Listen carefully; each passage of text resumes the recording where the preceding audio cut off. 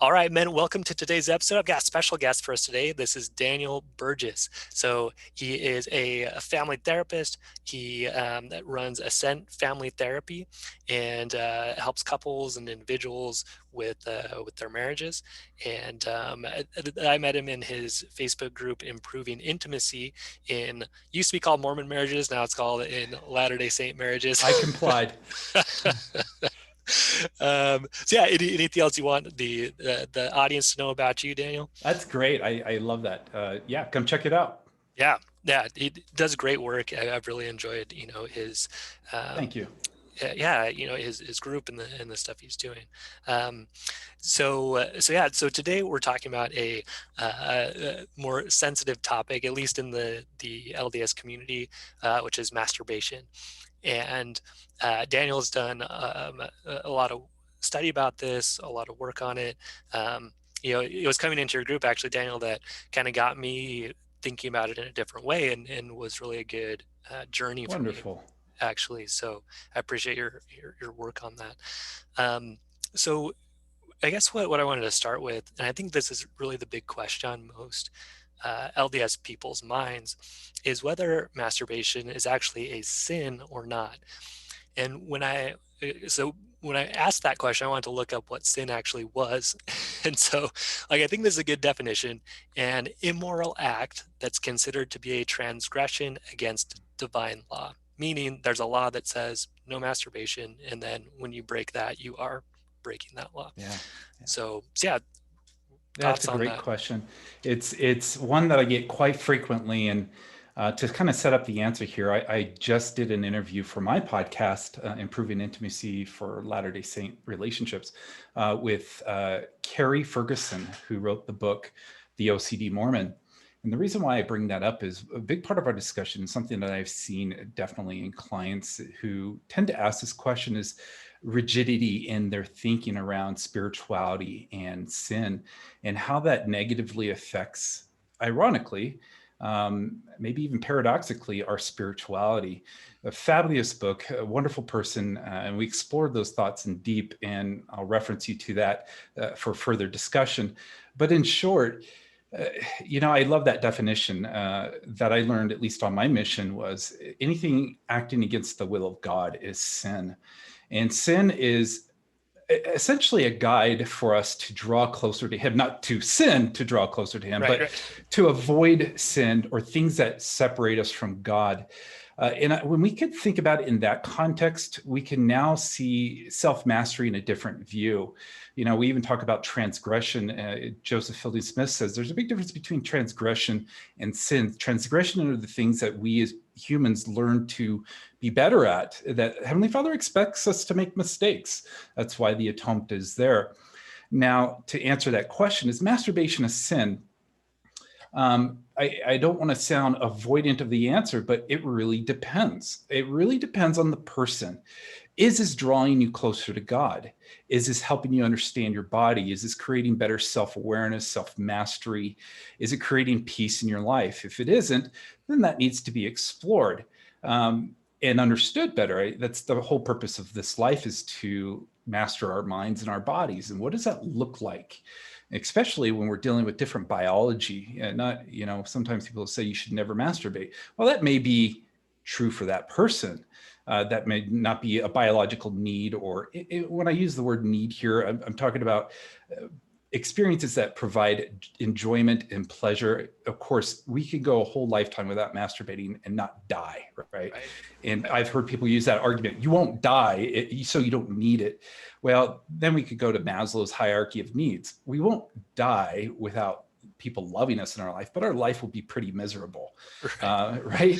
Yeah, And good there point. are cases actually that children have died out of neglect of love, and that's true. But for I think the point is there is I think when we look at this in a very rigid way, is it a sin or black and white? We kind of cross into this line of kind of obsessive compulsive thought process or Yeah. scrupulosity, and focus more on the rule than our relationship with ourself and the Lord. Yeah, I love that. I love that idea of those questions that you posed of, instead of is this a sin, which like you said is about, oh, right, wrong, did I follow the rule right, or did I not follow the rule right? It's like, no, is this bringing me closer to God? Is this um, helping me enjoy my life more? I think once you're married, an important question with however you're using your sexuality is this bringing me closer to my spouse or not? um, and I think with that too, you mentioned, I think for women this happens maybe sometimes more than guys, where that exploration process maybe hasn't happened as much as it has maybe with some guys before marriage. And um, actually exploring that and figuring out what works for you, can be a gift to yourself and to your marriage. But thoughts on that? Yeah, absolutely. And I think that's the main goal. And that's why I set up my group, Improving Intimacy in Latter-day Saint Relationships, is for us, what are we doing in our relationships, our intimate relationships, that we can improve on to draw us closer to God? That is the underlining and the core focus here. How can we understand and learn God and draw closer to Him? And in our relationships. And so that could involve, often we sacrifice, or we ignore, or we neglect our sexual self and don't really explore and understand that, like we do the other aspects of our spiritual life, to draw closer to God. And so this is very much a negotiation, a discussion with our partner and with the Lord. And as long as it's in that confined, I believe it's healthy. Whatever that decision is, I have seen masturbation benefit and reward relationships like no other thing has in their life. It provides options, it provides a discussion. And I think as long as you're taking it to the Lord, and you're addressing it with your spouse, and you come up with what works for you, then you're doing what the Lord wants you to do, drawing closer to Him and your spouse. Yeah, awesome. So with that, kind of to look at the other side of this, right? Because I think some people hearing that, they're going to think, oh, well, then, then I can do whatever I want. Yeah. Like if I want to go have sex with a bunch of other people, and like we're both okay with that, then that should be fine, right? Yeah. So what would you say to that thought? Oh, Well, I prayed about it, and like, that was my answer. It was fine to go do that. yeah. It's interesting because that I heard kind of two different questions or comments. There's one, kind of this non-monogamous exploration. As long as you agree with it, it's fine. And the other one is anything. Well, I guess that kind of the same thing. Anything goes now. And the first thought I would have, or question, is this seems to fall under this black and white thinking. Is either it's absolutely right or it's absolutely wrong. And I think the Lord has definitely, at least in our day, made some clear guidelines in the temple. We specifically commit to each other in this relationship. Now, does that mean anything goes, or not? I think there's definitely a constraint there. We've committed very specifically to each other that we will figure this out between each other and the Lord. I don't think there's a carte blanche there that says, yeah, anything outside your relationship is okay. The purpose, like I was pointing out, is it drawing you closer to your spouse and to the Lord? Do you feel like you're honoring your temple covenants that you specifically made? Now, when we talk about masturbation and things that help improve desire towards each other, um, I think those things are open for discussion and prayer with Heavenly Father. Now, going back to your question, some can argue, well, we've both decided we feel closer to each other when we could explore outside of the relationship. And I'll be frank, if that's what you have decided, I personally don't think that's what the Lord has said, and I don't see any justification for that.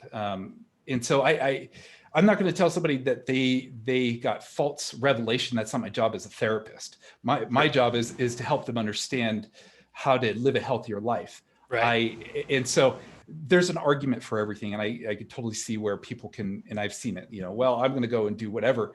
And when I hear that phrase, though, that triggers this kind of black and white thinking, going from one extreme of rigidity to another. And Yeah. I would push on that. I would really explore that. Is that really what you're doing? Are you going from what I'm going to just say kind of like a repressed or rigid thinking to, wow, the doors just blew open, I'm going to do whatever I want? That would be a concern to me, and I would explore that first. That's a concern to me. Yeah. I think you brought up something super important. I think they're both basically immature Oh, excellent. reactions. Yeah. Yeah. It's like, oh, either somebody has to tell me everything I have to do, or nobody can tell me anything that I have to do. Right. Right. Like they're both pretty immature, versus saying like, look, okay, here's my read of the scriptures, or if that's what I believe. We're kind of assuming someone's sort of like active LDS or Christian, like trying to do what God wants them to do. And if you come into it with that in mind, and you're like, hey, like I read the scripture, you know I did, if you went to the temple, like I made these promises, I'm going to be Mhm. just be faithful to my wife, so like I want to keep it within that. But then within that, like you said, like growing, developing that maturity to say, yeah, this does help and this does not help. um one of the things that I like is by their fruits ye shall know them. And I think that Yes. so applies here. Mm-hmm. If you try it and the fruit is good, good. If you try it and the food is not good, you say, okay, like, that was an Mm-hmm. experiment, wasn't good. We're going to cut that one off. So, yeah. Yeah. Great points. Yeah. Um, so for the, like, maybe to satisfy some of the more OCD Mormon folks out there, Okay. I know you've done quite a bit of research on how sort of the church has looked at masturbation over time, and kind of how that has shifted sort of back and forth. Maybe you could just give us sort of a brief kind of summary of how that's gone. Yeah, really, really quick summary here. There's very little documentation from the Restoration from like 1830 to about 1890. We're getting more and more as the Joseph Smith papers are in development, and it's exciting. Public access, a lot of people go to it. When I was researching it, I had to spend hours and hours in archives and trying to find these documentation. There really isn't much. In fact, we had a very if I could use the word progressive view of intimacy. We were a very different church. We viewed sexual relationships as beautiful. And in a time that orgasms were viewed as dangerous and lethal. They literally believed that each time you had an orgasm, you took years off your life. This Oh, was that idea back then. That really didn't end until about 1920s, maybe a little earlier than that. And we had a very opposing view to that, not in a very positive way. And we only start to see if I could say it's negative comments about masturbation, only in the context of serious transgressions where people are having I want to be appropriate for the show. Let's just say sexual abuse issues. Let's just keep it in those terms. And there's ideas that were prominent at that time, not just in the church, but because we're a melting pot of religions at the Restoration. We had a lot of traditional cultural ideas being brought in, thinking that masturbation led to certain behaviors, including homosexuality and to other sexual transgressions. And so the only things you can really find that I'm aware of now, and I've researched this extensively, as you mentioned, is in meeting notes where some brethren will say it's because they did this, and they would reference masturbation, and this is where it would lead. There was never any official stance against masturbation. In fact, it was about 1920 that there was a conference address of some guest who says, we approach sexuality, and I could provide these links and references to you offline, and you could include, yeah. but saying, I'm impressed that you Latter-day Saints can talk about sexuality, including masturbation, so openly, which blew my mind. I was like, really? I mean, not only to recognize that, but to even make it part of a public address. And then in 1930, the Relief Society president at the time was called to provide mental health guidance to the church, and she provided Amy Lyman Brown. It provided these lessons, and one of those lessons was, parents, don't overreact to your children masturbating. You'll cause depression, anxiety, even suicidal thoughts. Wow. Very fascinating.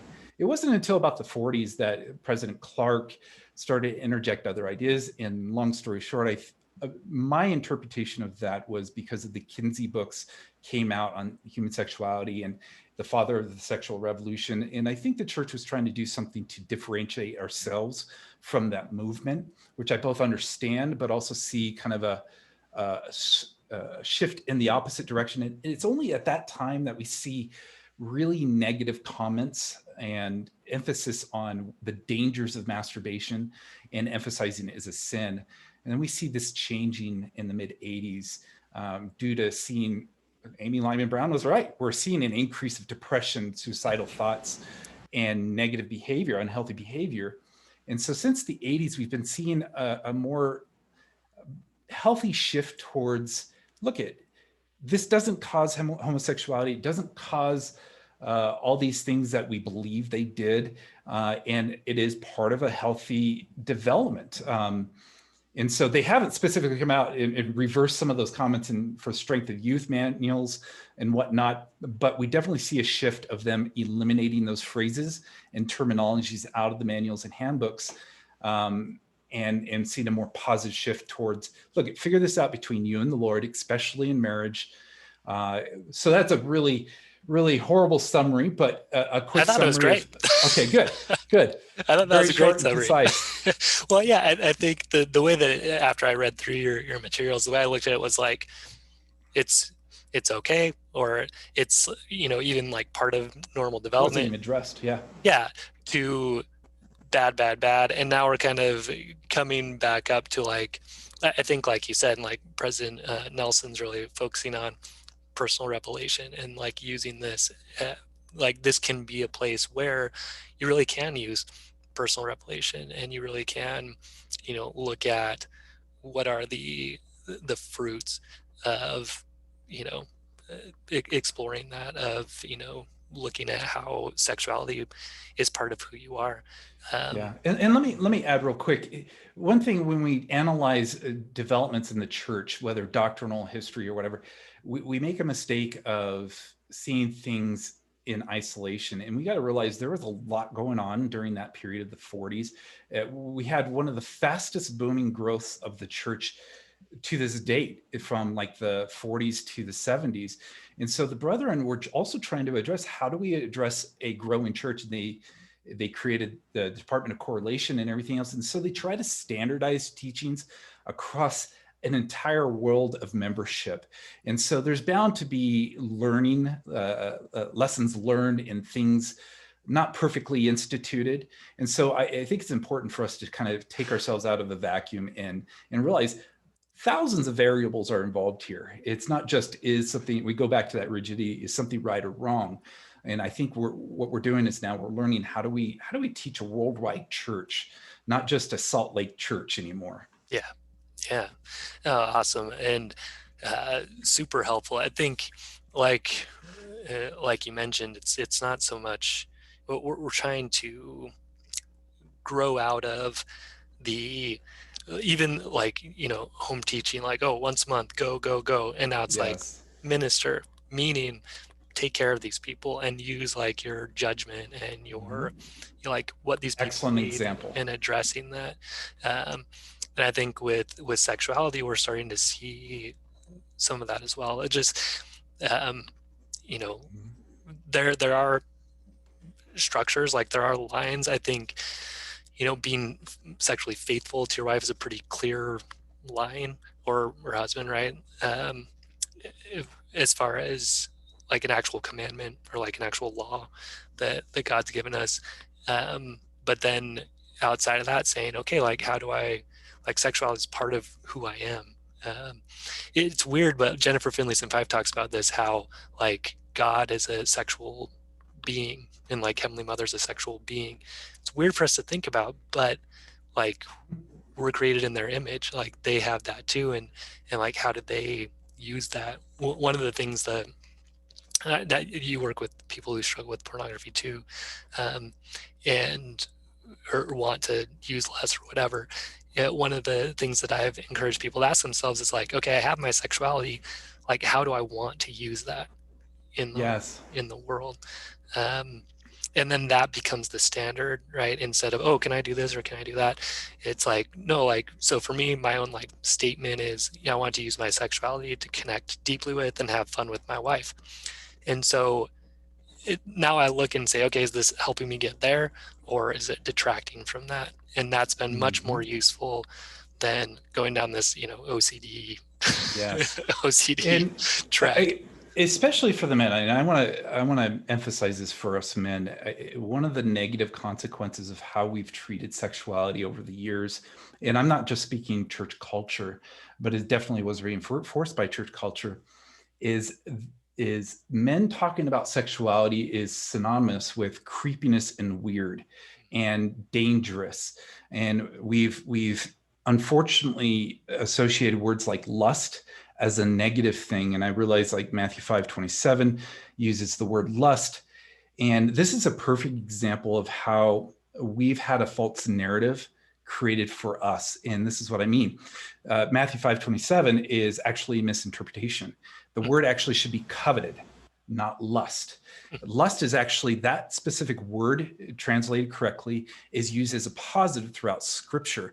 In Luke 22:15, Matthew 13:17, Luke 15:16, and Luke 16:21, all describe Christ himself lusting after something, whether it's the Passover or righteousness or whatever. And I realize it's a little nuanced, but I think it's an important nuance Yeah. because I often hear I've got to avoid lust. And why is this important? Because he emphasized it is scripturally based. Lust means to desire beauty, to desire something good, godlike. Covet is negative. It's not Christ focused, it's not God focused, which has resulted us men specifically. Let me emphasize why I'm bringing this up too, because this conversation I frequently have with colleagues and clients is if you may be wondering, and I realize I'm blending a little bit of topics here, but bear with me, is you may be wondering, well, am I rigid in my thinking? No, I just want to be perfect. Well, that's one indicator that you might actually have rigid scrupulosity thinking. And the other is that, my mind just went blank, sorry, that you can't, oh, that's what it was. You can't pray to God about your desires. And I see this more with men than with women. And this is a constant paradox. It's like women who speak up about sexuality are praised for their courageousness. Men who talk up about their sexuality or I pray to God about this will be perceived as creepy or weird. Or we may feel creepy or weird. I can't talk to God about my sexuality. That may be an indicator that you have rigid thinking around this. If our heavenly parents desire us to have sexual feelings and desires, we should be able to freely talk to them about it. And if we can't, that's the negative narrative I believe that we've been taught as men. And if we want sexual relationships, we're looked at as pawing or begging or sex focused or lusting after. No, it's beautiful. We desire to have sexual relations with our spouse, and we need to speak up and break that narrative and rewrite how we talk about that and how that talk is being perceived. I think that's why a lot of men default to the joking or the silliness or whatever, because that's what they've been told to do Hmm. and who they are. And we need to take back that narrative. And like the women can, I'm gonna talk about sexuality and be praised for it. It's a beautiful, healthy thing. I desire to be a sexual being, and that's not weird. Yeah. And I think that's something we men should remember. Yeah. Ah, great point. Great point. Yeah, I think yeah, when we look at owning that and directing that, it's a powerful force, powerful energy, and deciding. how I want to direct it. I love the what you said about, you know, taking it to God, saying, "Look, I have these desires. Like, what's the way to direct them?" Like, and Alma talks about bridling our passions. Hmm. You know, it doesn't mean that you stop your passions or like kill your passions. It's no, you bridle them, you direct them. To where you want to go. And one last thought on this whole idea of what it looks like to desire. One of the things that I find is beautiful in my relationship with my wife, and I think is appropriate, is we are able to say that person looks beautiful, male or female. Uh, she's attractive, he's attractive, and our relationship is not threatened. Our trust in our relationship is solid. It isn't dependent on whether or not we speak up our desires or not. And that's a false narrative. That's another false narrative. Is now in context, right? If, for example, trauma history, we've got to respect and understand that context. We can't just say, tough, I don't care about your trauma, or I don't care about your insecurities. I've worked with a client in the past where the wife acknowledged she has huge amounts of insecurities, and because she found her husband was looking at an Instagram model, not even pornography in its truest sense, and he acknowledged it. He's never had a history of anything. She's required him to purge himself of any of that desire versus her looking at her self and building on her issues around insecurity. It's a team effort. You both need a partner in this experience, as I think and understand. But when it becomes a one-sided thing, blaming a partner, and there's clearly breaking the line, right? It's interesting though when a woman says they desire or they think something is beautiful, it could be totally fine and not a threat to a relationship. But if a man says that, this is that false narrative, it's impossible for a man to see something that's beautiful, acknowledge it, and still have a fully committed, cleaving unto their partner relationship. And we're told often that that's not possible.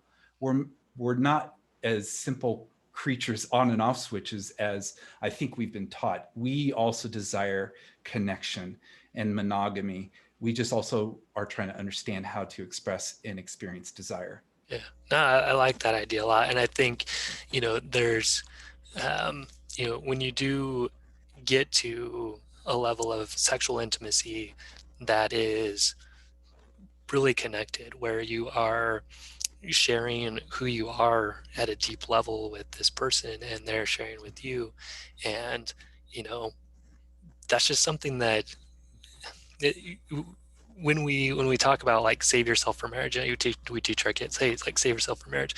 Why do you do that? Because ideally, like when you have sex with your wife, you are sharing your whole soul with that person. Like, this is who you want to be with, this is who you want to raise a family with, this is who you want to, you know spend your life with. And that all comes through this physical act.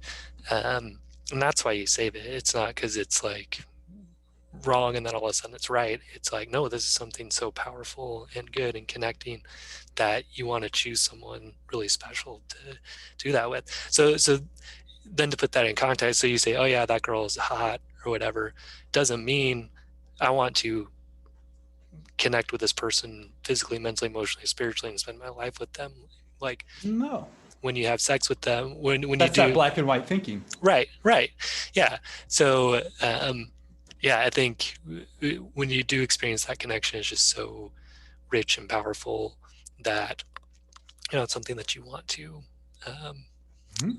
yeah, I enjoy. was just telling my wife this morning, I actually thanked her. I says, I'm so thankful. And this is sparking from a thread that I was following, and how people were arguing that they can't even look. They can't have any other desires except for unto their wife.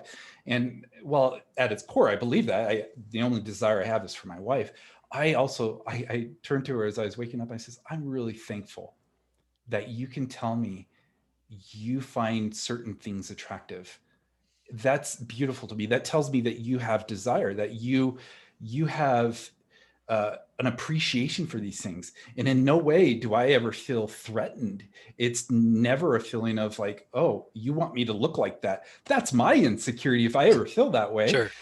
And I would actually be concerned if she never said that, if she never pointed out, wow, she has a good butt. Oh, he has good abs.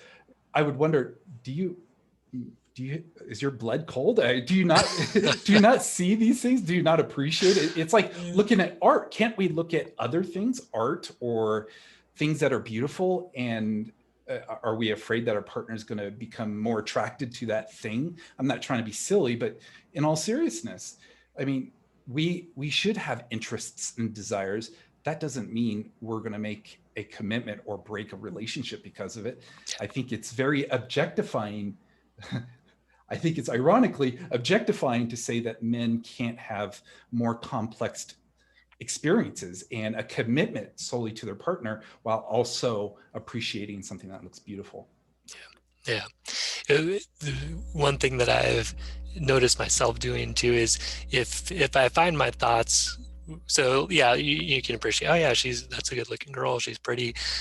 But if I notice that I'm starting to run down that track of like, attraction or wanting to like have sex with this person, like what I found more useful for myself, instead of like trying to just shut that all down, be like, no, don't think that. I actually go the other way. I'm like, okay, let's say that it goes that way. Like, is that really what I want? Like, do I want to destroy my family? Do I want Excellent. to like be that example to my kids? Do I want to do all that? Then all of a sudden it's like, no. Like, is that worth a few seconds of pleasure? Or Yeah. definitely not. And that for me, that's been a lot more helpful than trying to be like, oh, this is bad, don't think that way. Yeah, that's what we call acceptance commitment therapy. Good for you. And I think you hit it on the head right there. Is if you start to think you want to have sex with this thing or this person you think is beautiful, address that thought. Right. I think that's a narrative that we've been taught. That's as soon as we find a woman or a person attractive, we now sexually crave that person. We need to break that narrative. That doesn't have to be the triggering thought. And everybody's different, of course, but I think we've been trained to think that way. And I think by addressing that concerning behavior or that concerning thought, and addressing that, or like you did, you experience it, you say, do you really want to do that? That's what's important, not shutting down all desire. Yeah. Yeah.